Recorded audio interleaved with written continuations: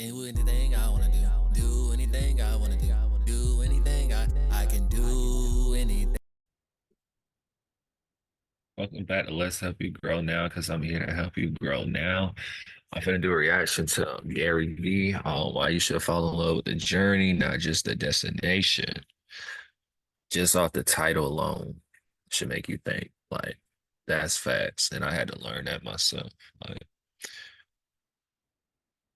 actually, like, when I make goals, bro, like between my goals and my dreams, well, I'm just gonna say goals. Between my goals, I make the goal. You feel me? I think about it for 1 second.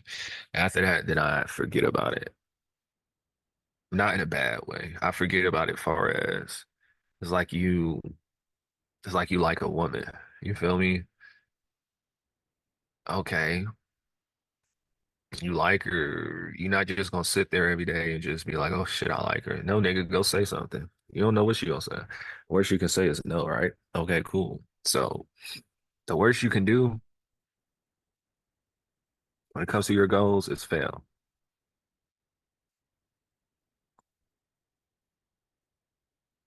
Like that's the worst you can do. But you'll never know if you'll fail or succeed if you don't try. You feel me? Like you gotta try. So I'd rather try and fail than not try at all and never succeed. You know what I'm saying? But let's get into the video now. For a lot of the OGs in this room, I think that the world has gotten too fast in some areas, and I think people lack patience. I think that a lot of people get caught up that have tremendous skills by wanting it too fast and wanting it to prove to others versus enjoying the process for themselves.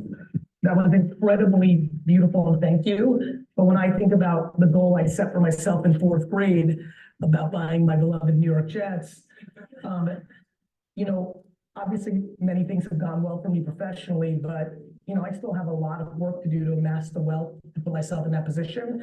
And to be frank, that is the part that I'm most enjoying. I actually made a video about a decade ago when I really had a moment with myself where I was like, oh man, I might pull this off. If the way this is going, if I do another 20 years of good decision making and putting the right deposits down, I might be able to get into striking distance of this outrageous goal I set for myself. So I made a video. And I made a video that said, I literally, it was almost like a video like from the 1980s hostage videos. I literally held up a newspaper and be like, today is this date. And I said, I'm making this video because in 30 years, if I pull off this great dream, I want everybody who's watching this video to know that today is not my greatest day. Today is potentially my least greatest day as a professional, because what my great love affair has been professionally is chasing the efforts and the strategies and the connections and the decisions to get me here, not to get here. I think our society has fallen in love with trophies, and I'm in love with the game. Like, bro, believe it or not, so you see these 2 million. Sorry, I got dogs, but you see these 2 million streams, dog. Let me tell you something. I've been putting out music consistently since 2017. I got these 2 million streams because, mind you,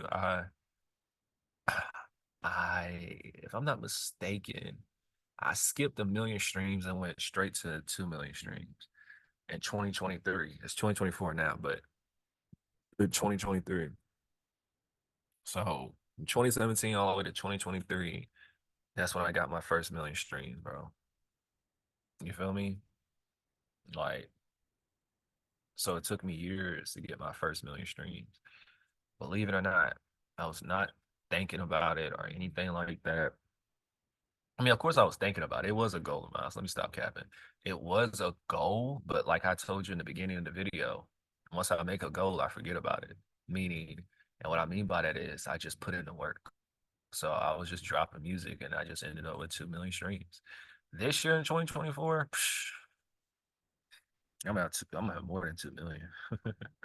But that's a conversation for another day. And if you want, you know, you know, a lot of streams and stuff like that, you need to hit me up at Let's Help You Grow Now. Just go to my website, LetsHelpYouGrowNow.gumroad.com, and we definitely can help you.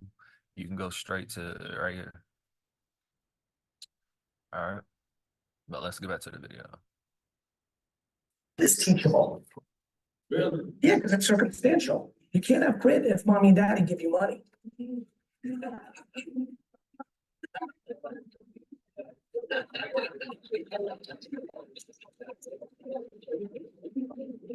You know what makes me laugh inside about that moment? The people that just laughed and clapped are mommy and daddy. And mommy and daddy come up to me on DM, in my messages, on email, at the airport all the time and say, Gary, I need your help, because they know how much, I'm in a very fortunate spot in my career where 15 to 25 is a demo that I have juice with, and we relationship, and there's an authenticity there. And they say, Gary, I'm struggling. I need grit for my kid, this, that. And I'm like, stop giving them money. The people that just laughed and clapped are still putting them on the payroll. You don't, this is the jungle. And right now, parenting and modern parenting is creating zoo animals. We overcoddle. We've eliminated merit. Our society, well-intended, decided to invent crazy stuff like 8th place trophies.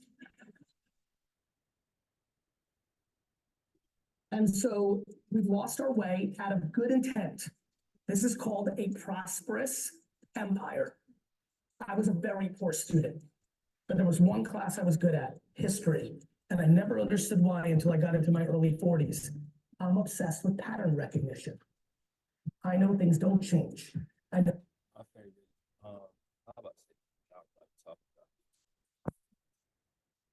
and best was language arts. Like language arts, anything dealing with that, it's like my go-to. And now I see why, because I'm I'm doing music and all that other stuff. I'm really good, stuff like that. Humans definitely don't change. Circumstances changes, platforms changes, mediums change. We are the Roman Empire. When you started this and you said, can you believe this, America? Listen, America's got its things, it doesn't. But I promise you, nobody's leaving. So this is a remarkable place, but we must also acknowledge we've had a level of prosperity for so long that we're soft. People are complaining about going to an office 5 days a week as if we're like hanging them from trees. It's insanity. By the way, I want everybody to hear this. I'm not proposing that we need to be in the office 5 days a week. I believe in technology. I believe in Zoom. I believe in efficiency. That's not what I'm proposing. I'm asking this room, are we paying attention to what people complain about? As we sit here right now, there are 850 million people around this world, over 10% of our society, that does not have access to clean water. I sit on the board of Charity Water. There are 850 million people, as we sit here right now, that cannot get to clean water within 12 hours. And we're complaining that we got the wrong milk at the Starbucks. We've gotten so soft. And so how do you get to grit? You either live it. It's similar to us, but it can be taught. I've watched trust fund kids get caught up financially, and over a 2 to 3 year period, first go through a year of detox. If you're paying for your kids' Uber or Equinox membership or their apartment, or you take that away, that's detox. That's a drug. But after that year, things start to change. Yeah. And right now, too many parents and kids have double resentment relationships. Because let me tell you a dirty secret, parents that are putting kids on payroll. I'm getting the DMs also for the 25-year-olds. And here's the insight that is not being talked about in public. A 25-year-old that has their parents paying for their lifestyle is subconsciously and now starting to consciously understand that their parent doesn't think they're capable of. You think you're helping, but you're creating levels of insecurity. And so these are complicated matters. I don't sit up here on a pedestal. I have 2 children. I get it. When you love something more than breathing and yourself, of course you're going to do. But there's a reason that we talk about grit. It's because it's going away, because it's really frothy out there. People lost so many things. Again, over 45-year-olds. Remember the concept of saving money? People don't even talk about that anymore. People are more interested in buying things to flex, to put band-aids on their insecurities, and to buying BMWs and Louis Vuitton. Dumb shit. Education is the single most important thing in the world, period. The packaging and selling of education, I think, needs to be thought about because it always ebbs and flows. The world changes. This morning, I gave a speech at a very significant marketing conference that had all the Fortune 500 CMOs down in Miami. And what I said to the room was, this industry of ours, the Fortune 500 Madison Avenue agency world, we're romantic about yesterday, the Mad Men era, and we're infatuated with tomorrow, the metaverse and AI, and we stink at today. And I feel very similar about education. You know, if I was the dean and had that kind of blessing, I would reverse engineer the practicality of the reality of the world. I would focus on the things that are clearly, you know, bright this room is. There's very few people here who couldn't right now list 5 to 7 clear opportunities of the next decade that would really benefit our children in learning. I literally hire kids out of college. I have a 2,000 person global agency, and I look at the curriculum that colleges are teaching for marketing at the highest levels. And there's literally kids, as we sit here right now, being taught how to write a press release in marketing class. Do you know how insane that is? So, you know, I would create a curriculum that would focus on things like prompt engineering, because that is going to be the skill set that will make people know how to use AI properly for an outcome. I would, if it was entrepreneurship, we'd maybe never be in the classroom because nothing is happening in there in entrepreneurship. Entrepreneurship is like working out. You can't read about push-ups.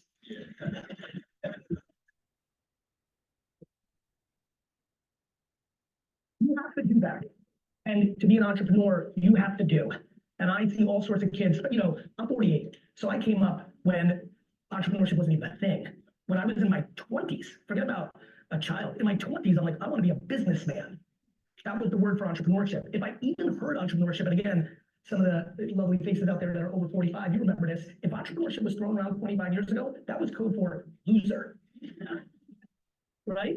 And then it flipped heavy in the last 15 years to the point where, like, when I see that sizzle reel, I'm like, that's the stuff I grew up with that would look for like an athlete or a rapper. Like, it's cool now, which is amazing because it's my great passion. It is my great joy.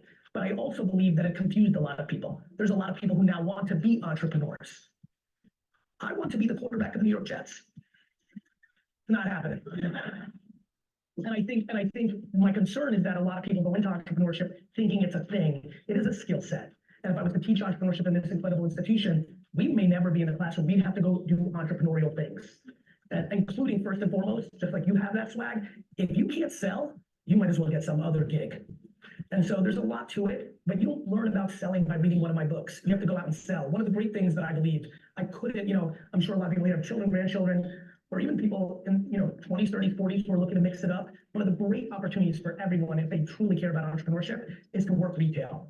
Interacting with human beings and understanding how they roll is the only way you're going to figure this out. And I think retail, restaurant, hospitality, true interaction at scale with humans of all different shapes and sizes and income levels and interests, and having that ability to reverse engineer and counterpunch every situation, that's a skill set that you have to refine. I learned that on Tingley Lane in Edison, New Jersey, selling lemonade. I learned that at the Phillipsburg Mall in New Jersey, selling baseball cards. I learned that at my daddy's liquor store in Springfield, New Jersey. Like those Malcolm Gladwell 10,000 hours. By the time I was 22, I was in the game.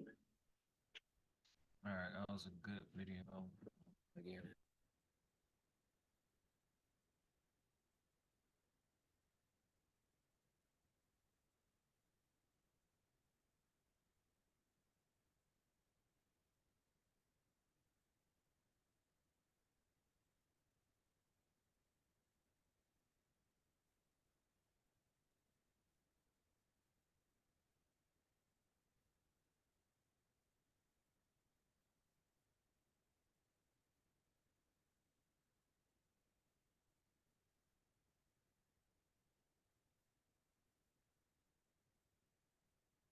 Do anything I wanna do.